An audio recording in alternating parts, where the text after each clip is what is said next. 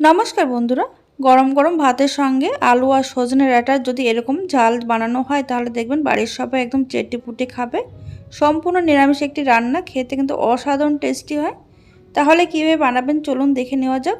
এখন কিন্তু বাজারে প্রচুর সজনে ডাঁটা পাওয়া যাচ্ছে, তাই দেরি না করে ঝটপট বানিয়ে নিতে পারবেন এই রেসিপিটা। দেখুন এখানে আমি 300 গ্রাম সজনে ডাঁটা কিন্তু একটু কচি আছে, এটা কিন্তু খুব বেশি মোটা নয়। ডাঁটার আলুটা কেটে ভালো করে ধুয়ে রেখেছি।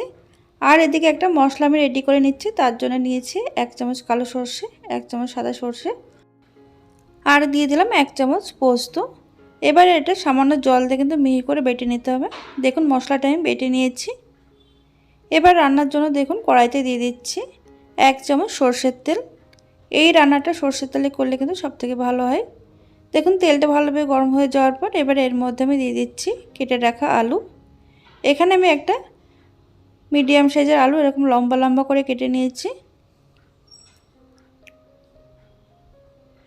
এবার আলুর মধ্যে দিয়ে দিলাম সামান্য নুন দিয়ে আলুগুলো একটু কিছুক্ষণ ভেজে নিতে হবে। এবার এর মধ্যে আমি দিয়ে দিচ্ছি সামান্য পরিমাণে হলুদ দিলে কিন্তু আলুর কালারটা খুব সুন্দর হবে, তার জন্য কিন্তু হলুদটা দিয়ে দিলাম। নুন আর হলুদ দিয়ে কিন্তু আলুটা একটু লাল করে ভেজে নেব, তবে খুব বেশি লাল নয়।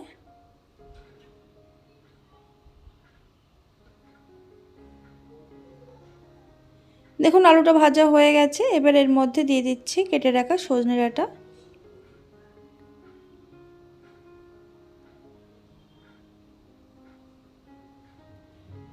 গ্যাসের আঁচ লো টু মিডিয়ামে রেখে কিন্তু বেশ সজনে ডাঁটা কিন্তু আমি 1 মিনিট একটু ভেজে নেব। সজনে ডাঁটা কিন্তু এখানে খুব বেশি ভাজার দরকার নেই।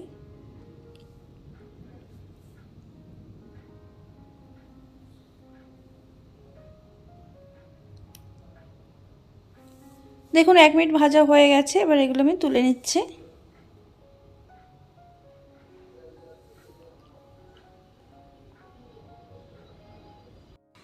এবার বাকি রান্না করার জন্য দিয়ে দিচ্ছি 1 চামচ সরষের তেল। তেলটা ভালোভাবে গরম হয়ে যাওয়ার পর দিয়ে দিলাম হাফ চা চামচ কালো জিরে, দিয়ে দেবো এর মধ্যে হাফ চা চামচ গোটা জিরে। এবার গ্যাসের আঁচ একদম লোতে রেখে এর মধ্যে দিয়ে দিচ্ছি আমি সামান্য পরিমাণে হলুদ। গ্যাসের আঁচ কিন্তু এই সময় একদম লোতে রাখবেন। আর দিয়ে দিচ্ছি কালারের জন্য সামান্য কাশ্মীরি লাল লঙ্কার গুঁড়ো। এবার এর মধ্যে দিয়ে দিচ্ছি বেটে রাখা সর্ষে পোস্ত। লো আছে কিন্তু মশলাটা এবার কষিয়ে নেব। বাটি ধুয়ে সামান্য একটু জলও মিশিয়ে দিলাম এর মধ্যে।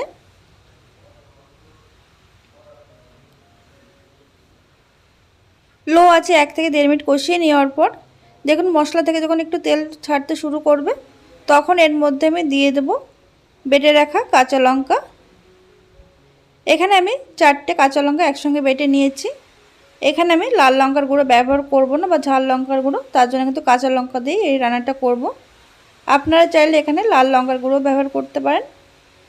দেখুন কাঁচা লঙ্কা বাটাটা দেওয়ার পর কিছুক্ষণ কষিয়ে নেওয়ার পর এর মধ্যে এবার দিয়ে দেবো একটা মিডিয়াম সাইজের টমেটো বাটা।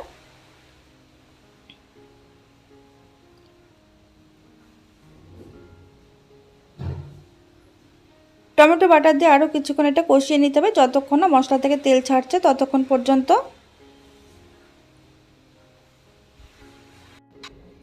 দেখুন মশলা থেকে তেল ছাড়তে শুরু করে দিয়েছে। এবার এর মধ্যে দিয়ে দিলাম আমি সামান্য পরিমাণে জিরের গুঁড়ো, দিয়ে দিচ্ছি পরিমাণ মতন হলুদ। এবার দিয়ে দেবো স্বাদ মতন নুন,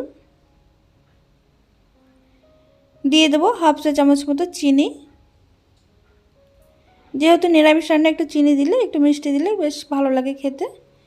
এবার মশলাটা কিন্তু বেশ কিছুক্ষণ ধরে কষিয়ে নিতে হবে। দেখুন মশলাটা আমি 2 মিনিট কষিয়ে নিয়েছি, লো আছে, মশলা থেকে পুরোপুরি তেল ছেড়ে দিয়েছে।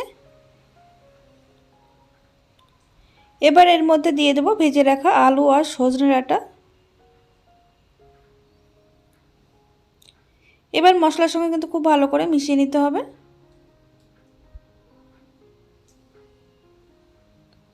এর মধ্যে আমি একটু সর্ষে বাটি ধুয়ে জল একটু দিয়ে দিলাম। সামান্য জল দিয়ে মশলার সঙ্গে কিন্তু আরও 1 মিনিট কষিয়ে নেওয়ার পর এর মধ্যে আমি দিয়ে দেব পরিমাণ মতন জল। যেহেতু আলু আর সজনে ডাঁটা কিন্তু সিদ্ধ হতে একটু সময় লাগবে, তাই জলের পরিমাণটা একটু বেশি দিচ্ছি।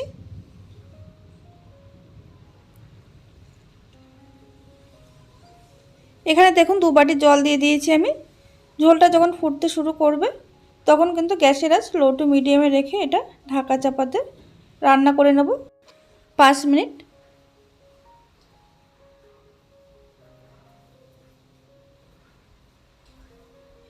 5 মিনিট হয়ে গেছে। 5 মিনিট পরে এবার আমি ঢাকনাটা খুলে নিচ্ছি। দেখুন এখানে ঝোলটা কিন্তু অনেকটাই টেনে গেছে আর আলু সজনে ডাঁটাটা কিন্তু খুব সুন্দরভাবে সিদ্ধ হয়ে গেছে বা নরম হয়ে গেছে। এবার একটু নাড়াচাড়া করে নেব। আপনারা চাইলে উপর থেকে একটু কাঁচা সরষের তেলও এটা দিয়ে দিতে পারেন।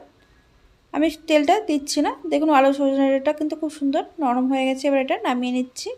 গরম গরম ভাতের সঙ্গে খেয়ে দেখুন দারুণ হয়েছিল খেতে। ভিডিওটি ভালো লাগলে লাইক করতে ভুলবেন না। ধন্যবাদ।